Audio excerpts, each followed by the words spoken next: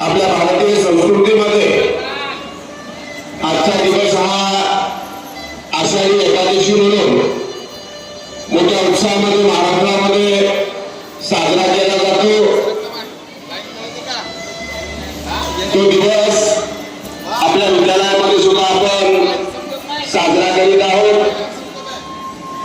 या निमित्ताने प्रथमतः आपल्या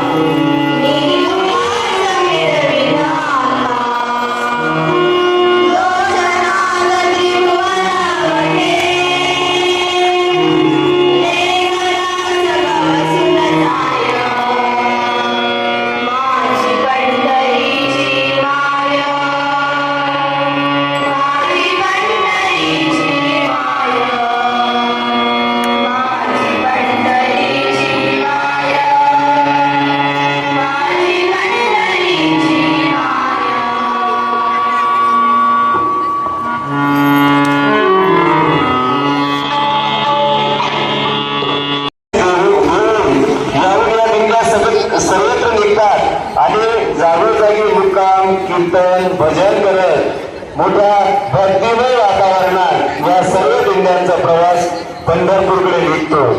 अष्टमीला निघलेल्या सर्व दिंड्या आषाढी शुद्ध एकादशीला पंढरपुरामध्ये एकत्र येतात। सर्व वैष्णवांचा मेळा या ठिकाणी एकत्र येतो।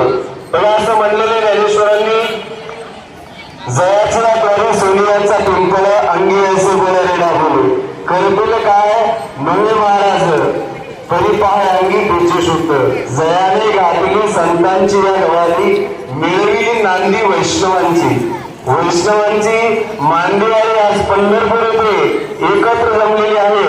मोठ्या उत्साहात हरिनामाचा जप करत पंढरीच्या लोकांना नवे अभिमान पाया पुढे जण एकमेका मोठ्या आदरानं मान सन्मान गर्व अहंकार सर्व काही बाजूला सोडून लहान मोठा भाव बाजूला ठेवून प्रत्येकामध्ये हरिरूप पाहण्याची ज्यांची प्रत्यक्ष शक्ती आहे असे सर्व वैष्णव या आज पंढरपूरच्या या मेळ्यामध्ये एकत्र जमलेले आहेत।